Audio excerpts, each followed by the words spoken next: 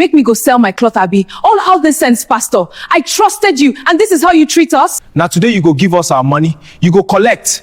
You dey use our money, they carry Lagos girls, Abi. Make una hold am. And don't use am for us.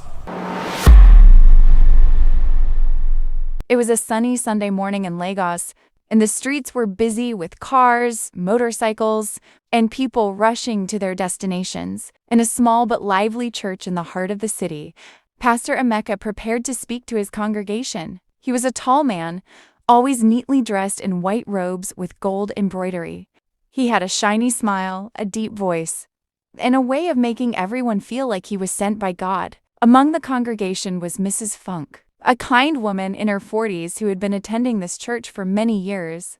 She was excited because she trusted Pastor Emeka. She sat beside her young niece, Chinyere, who was 11 years old. Chinyere loved coming to church, but she was very curious and liked asking questions. Pastor Emeka climbed onto the pulpit and held up his hands. "My dear brothers and sisters," he said, "God has spoken to me. He has shown me a vision. We're going to build another church bigger and stronger than this one, a place where more people can come and worship Him." The congregation gasped and whispered among themselves. Everyone wanted to be part of this blessing. Mrs. Funk clutched her purse tightly. "Chinyere, this is exciting," she whispered. "God is sending Pastor Emeka to guide us." Chinyere tilted her head. "But, Auntie, how will he build another church?" Mrs. Funk smiled. "We just trust him, my dear. God works in mysterious ways." Pastor Emeka continued, his voice growing louder and more passionate. "Brothers and sisters, we need your help. God has asked us to give generously. Whatever you can, give small or large, will be a seed for blessing. You will be rewarded in ways you cannot imagine." Hands went up, and people began bringing money to the front. Some gave small notes, while others brought envelopes with hundreds of naira. Mrs. Funk took some money from her bag. "I will give this to help build God's work," she said, feeling proud. Chinyere watched, amazed.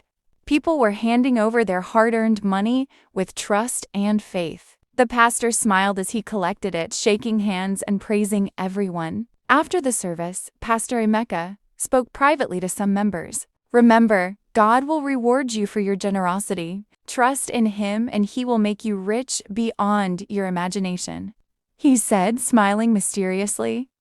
Chinyere whispered to her aunt, Mama Funk, "Are we really helping God or helping Pastor Emeka?"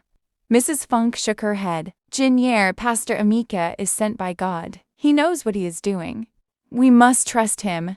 For weeks, the church members continued giving money. Pastor Emeka made speeches every Sunday, showing plans for the new church, drawing big pictures on the board, and talking about blessings. Everyone was excited, but what no one knew was that Pastor Emeka had a secret plan of his own.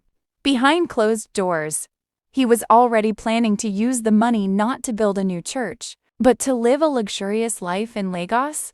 He would drive his shiny new car through the city, wearing expensive clothes, and dream of his big house.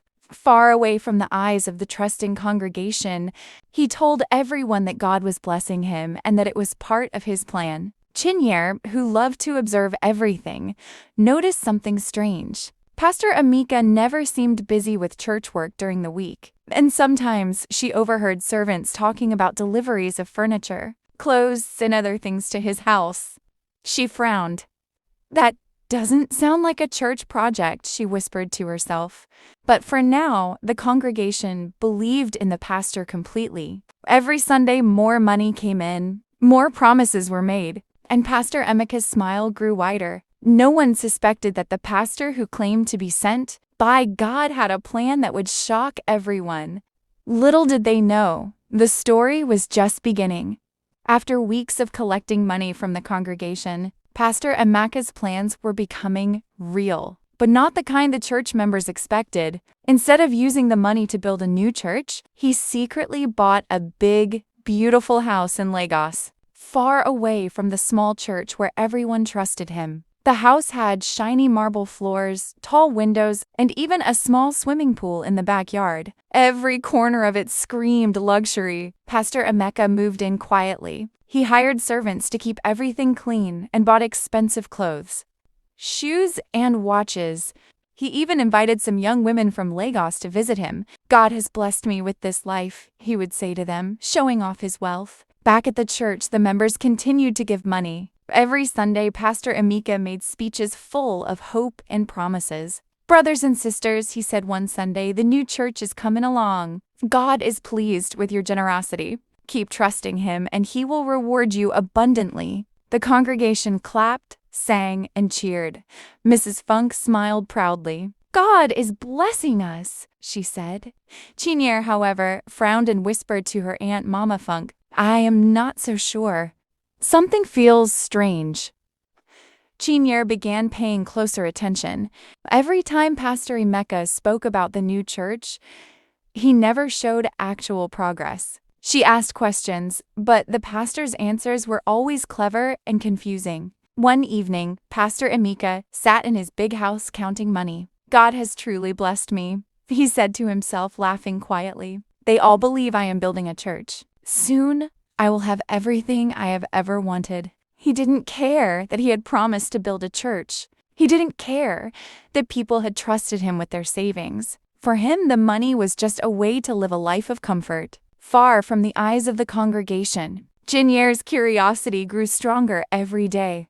She started asking other members quietly, trying to see if anyone else noticed the strange behavior of the pastor. But everyone trusted him blindly. Then one day, while visiting the church for a midweek service, Chinyere noticed something unusual. A man who worked for Pastor Emeka was delivering a large box, not to the church, but toward the city. Inside, she glimpsed furniture and packages that didn't belong in a church. Her heart started to beat fast. "Mama Funked, I think Pastor Emeka is lying," she whispered that night. Her aunt frowned. "Chinyere, don't say such things. Pastor Emeka is sent by God. We must trust him." But Chinyere couldn't forget what she had seen. She knew that if she didn't find out the truth, the pastor could continue deceiving everyone. She decided that she would secretly follow him to see where all the church money was going. Meanwhile, Pastor Emeka continued living in luxury. He drove his shiny car around Lagos, visiting expensive shops and restaurants. He wore the finest clothes, hosted private parties, and even bragged to some people that God had sent him to a life of riches. "God has truly blessed me," he said to a friend one afternoon, sipping a coldy drink on his balcony. "They all think I'm building a church, but they don't know the truth. I am living the life God wants me to have." Little did he know, the first step toward his exposure had already begun. Chinyere was watching, and soon, his secret life would be revealed in a way that no one would forget. The stage was set for a dramatic confrontation, one that would change the lives of Pastor Emeka, the congregation, and brave Chinyere forever. Chinyere could no longer ignore her doubts. Every Sunday, she watched Pastor Emeka speak confidently on the pulpit, promising a new church, while her heart told her something was wrong. She remembered the deliveries she had seen, the servants carrying packages that didn't belong to a church, and the stories of his luxury life whispered by a few city workers. One afternoon, after school, Chinyere decided she had to know the truth. She whispered to herself, "I have to see for myself. God wants me to tell the truth." She waited until Pastor Emeka left the church in his shiny car. Quietly, she followed him through the busy streets of Lagos.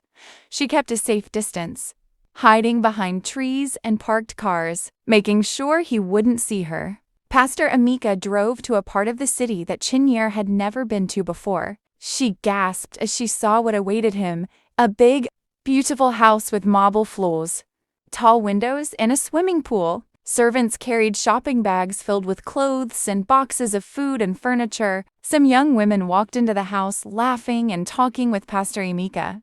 Chinyere's eyes widened. Her heart pounded in her chest. "This is not a church. This is his private life," she whispered. She realized that all the money from the congregation had been spent on Pastor Emeka's own luxury. Suddenly, a shadow fell across her. Pastor Emeka had noticed her hiding behind a fence. His face turned red with anger.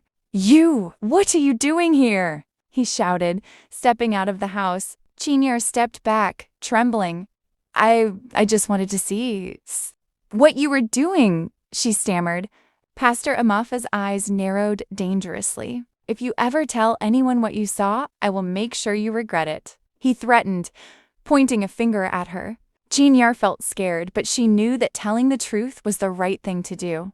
I will tell, she said bravely, her voice shaking. The pastor stormed back into his house, slamming the door. Chinyere ran home, her mind racing. She knew that exposing Pastor Emeka would be dangerous, but she also knew that the congregation deserved to know the truth. That night, she whispered a prayer before sleeping. God, please help me do the right thing. Help me protect everyone from lies. The next Sunday, she decided to watch Pastor Emeka closely during service. She observed his gestures, the way he smiled confidently, the way he talked about building the new church hole, while her heart reminded her of what she had seen. Chinyere knew one thing for certain: the truth could not stay hidden forever. Pastor Emeka might threaten her, but she was not going to let fear stop her. She made a silent promise to herself that the congregation would know the truth, no matter what, and so the stage was set. Suspicion had grown into certainty. Courage had taken root in a young girl's heart, and soon the lies of Pastor Emeka would be exposed for all to see.